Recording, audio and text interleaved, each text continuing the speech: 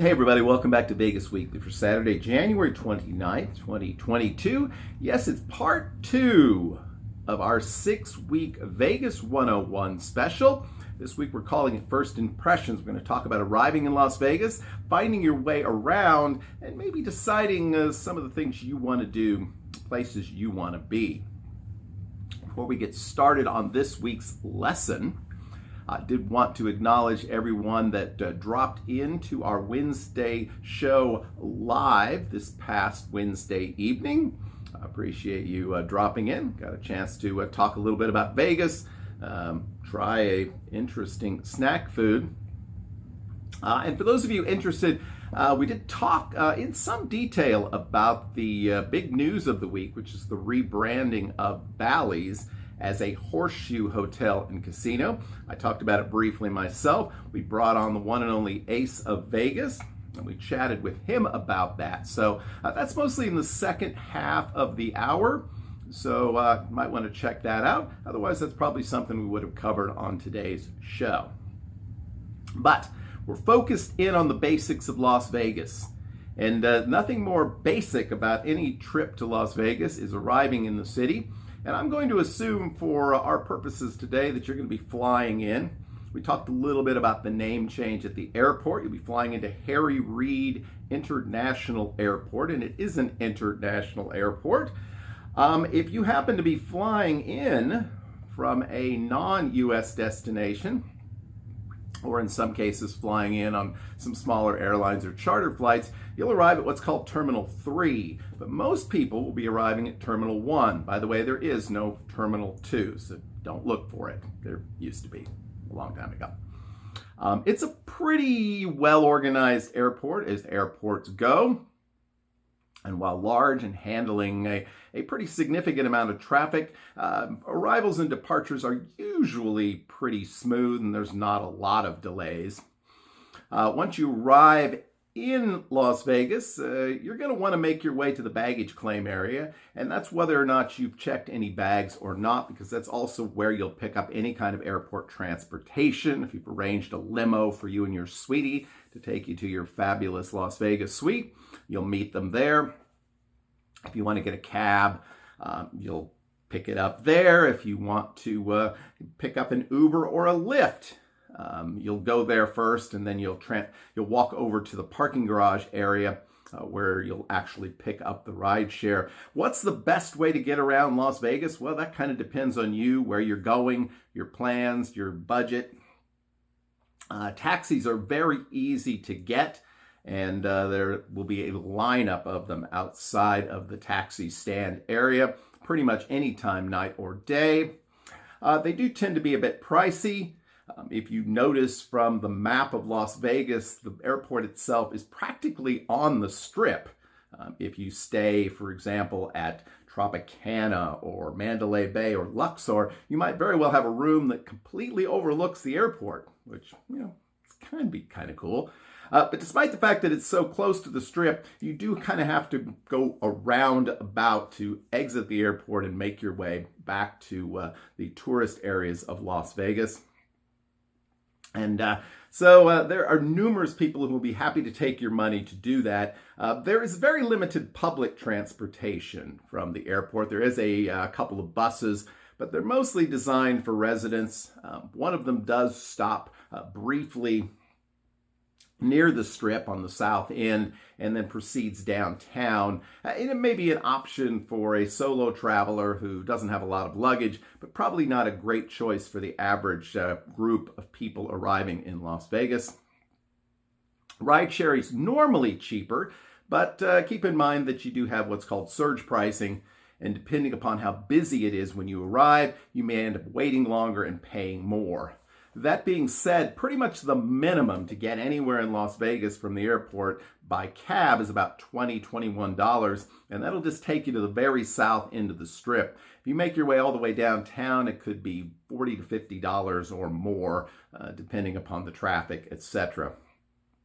You might consider renting a car, and that's certainly an option. I did mention it's not something I generally advise, but it can be a good choice for you, particularly if you're not an alcohol imbiber, particularly if you enjoy exploring remote areas of cities, or also getting out into the wilderness and checking out things like the Red Rock Canyon or Mount Charleston, some of the outlying parts of Las Vegas. In any case, you'll pick up a shuttle right there in the same area as all the other airport transportation that'll take you down to the car rental center, which is a couple of miles south of the airport. Again, pretty easy to navigate that if it's something that's interesting to you. Of course, where you want to go is depending upon where you've decided to stay. And for the average first-time visitor or even second-time visitor, I would normally encourage you to stay somewhere on the Las Vegas Strip. Now, Las Vegas Boulevard is a street that runs all the way from the far north end of the city, next to the downtown area, through some perhaps less than desirable neighborhoods, and then for about a 4-mile stretch could be considered to be the actual Strip. The Strip runs from the Stratosphere, that huge observation tower on the far north end, down to the Mandalay Bay complex on the south end. Beware of staying at any properties that aren't at least within those address range, which is approximately 2,000 to 4,000 South Las Vegas Boulevard. You don't want to stay outside of that range, even if the property claims it's on the Strip. Generally, I would just avoid anything that calls itself a motel in Las Vegas. And that's not to say there aren't some good ones. There certainly are. But the ones on the Strip or near the Strip are all kind of shady, to be perfectly honest. Not the best, not in great condition. And frankly, you won't pay much more to stay in one of the major resorts, and you're going to have a much better experience. How much better? Well, it kind of depends on what you're used to. Again, if you're used to sort of road tripping with the family and stopping at sort of roadside motels, then almost any property on the Strip is going to blow you away. And if you're on a budget, there's plenty of places to stay that are pretty reasonable. Keep in mind, you will have to pay that $20 to $50 resort fee every night, even if it's not much of a resort. But the Caesars properties near the Link Promenade, Harrah's, the Link itself, the Flamingo are some good choices in the budget range, as is Bally's. But keep in mind, Bally's, as we mentioned earlier, probably going to have some construction activity over the next 9 to 12 months, so it could be a little noisy. On the south end of the Strip, if you kind of favor that area or want to be near what I would think is a little more family-friendly area, then places like Excalibur and Luxor may be the right choice for you. Now, if you're a more upscale traveler used to sort of business hotels in nice cities, some of these hotels may seem a little bit below you. And again, there's as many options as there are budgets when it comes to staying somewhere in Las Vegas. Now, some of you may have heard that downtown is a great place to stay, and it can be. Prices tend to be lower, both for food and beverage and just the hotel stay itself. The odds, gambling-wise, tend to be a little more favorable to the player, and everything is concentrated within a pretty small radius where you can pretty much walk anywhere. I don't generally advise people to just jump in and stay downtown on their first visit. Some people really like it. Other people are kind of turned off by the somewhat more working class, kind of grungy feel of the place. Definitely, if you're visiting for 3 or 4 days even, make sure that you take a trip downtown and check out the overhead light show and just walk up and down Fremont Street. It's definitely something to see, kind of like Bourbon Street in New Orleans. But you'll know pretty soon if it's a place that you might want to spend more time. If you think it is, then maybe if you come back another time, you book a night or two down there and see how you feel about it. Again, when you're actually staying there, you may discover that you really like it. You may discover it's not for you. So I wouldn't jump in right away, but definitely check it out. Regardless of where you stay or how you get there, once you arrive at your hotel, you'll want to make your way to hotel registration. If you're dropped off by a cab or a ride share, it'll typically be right through the doors. If you rent a car or you drive into town and you self-park, you may end up having to trudge with your bags through the casino, but hey, that's part of the Las Vegas experience.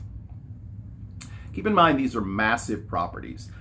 Half of the top 20 hotels in the world in terms of the number of guests, number of rooms, are in Las Vegas. That being said, by and large, the hotels do a pretty good job expediting the check-in process. But on a busy day, on a Friday afternoon, for example, there can be quite a delay. If you arrive early enough in the day, you may not be able to get into your room immediately. If so, check out the bell desk. You can leave your bags there, go get something to eat, gamble, do a little sightseeing, and then come back later in the afternoon when the room is ready. You may have heard something about the $20 trick, and so I'll mention it briefly. When you check into the hotel, you'll typically pass across your identification and a credit card for incidentals. The $20 trick, you include a small gratuity, typically in the $20 range, for the desk clerk, and ask politely if there are any upgrades available. Now, there are stories, you can read them on the internet, about people getting upgraded to fabulous penthouse suites or panoramic view rooms on the top floor, whatever it might be, and that does occasionally happen if those rooms are available and they're feeling generous. Most of the time it's a higher floor, a better view, The desk clerks know where the good rooms are and where the ones that might need a little maintenance are, so they might be able to help you with that as well. Hotels tend to frown on this. That doesn't stop people from doing it. I don't do it, but a lot of people that I know do. And so, hey, some people call it the first gamble you make in Las Vegas. If you want to try it, see what happens. It's likely to be much more successful if it's not a very busy time and if you're staying for a shorter period of time. So just keep that in mind as well. Now, a Las Vegas hotel room is not like your local Super 8. You're probably not going to have a personal fridge. That's more the exception than the rule. You're almost certainly not going to have a coffee maker in the post-COVID era, and maybe that's good. Keep in mind there's pretty much 1,000 Starbucks available in Las Vegas, if that's your particular addiction. And you certainly won't have any food preparation items, not even a microwave in most cases. So, you might want to take an ice chest, or of course you can always just dump ice in your in the sink in the bathroom if you need to keep something cold. If you do want to store some supplies in your room, avoid the hotel gift shops. They're very pricey. You'll notice that there are probably about 100 drugstores like CVS or Walgreens, and while the prices are not great, they're better than you would get inside the hotel. So if you need some supplies after you arrive, those are probably the places to go. Whichever one is closest is going to be best for you. There's also a couple of ABC stores. They're pretty comparable. There's even a small mini Target down in the area near MGM Grand. That's kind of cool to see because it's little. Okay, before we wrap up today, a few notes about your hotel. Your hotel room should have an operational safe. Use it. Las Vegas is by and large a very secure and safe place, and it's very unlikely anyone's going to get into your room or that anyone that's in your room is going to decide to lift anything, but it's best to remove the temptation. They're there for a reason. Be sure to use them. Also be sure to empty them before you leave. Speaking of people in your hotel room, maid service has suffered a bit in the post-COVID era, not surprisingly. It's been more difficult for properties to hire enough people to do the job. There are some hotels that now will offer you an option not to have housekeeping or require you to request it. In any case, if you have someone service your room, clean up after you, make sure to tip. It's a good rule in general in Las Vegas. A gratuity goes a long way. If you're the kind of person that doesn't like to tip, Las Vegas is probably not a good destination for you. So at least leave a few dollars. I like to leave about $5 a day for the maid. They are some of the hardest working people in the city, and they don't make a lot of money. So make sure you take care of them and take care of yourself. As I said, Las Vegas is a generally safe city, but always keep your wits about you, always keep your valuables secured, and you'll have a much better time.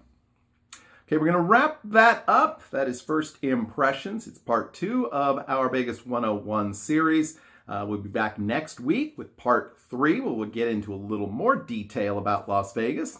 maybe some places to go, some things to see, some of the popular attractions, places to go shopping, places to party. It's all coming up over the next 4 weeks on Vegas 101, so I hope you'll join us again next week for that. Until then, I hope that you all have a great, lucky, and healthy week. We'll see you all again real soon.